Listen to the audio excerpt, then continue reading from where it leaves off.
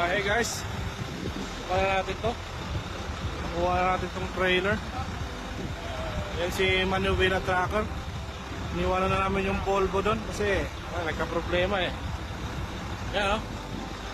So, ngayon ang iuwi natin sa 2 hours drive lang.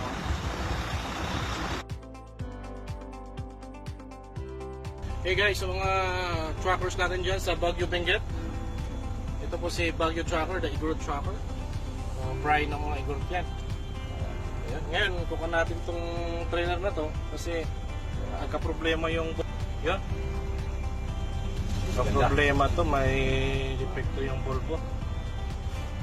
Ngayon, ito ang gagamitin natin, itong Mac. Yan o. Wow, Mac. 18 speed, pero may mga problema din, pero pwede na. Pwede na pagtsagaan. Oh guys, see you in a bit in 2 hours. See you in 2 hours.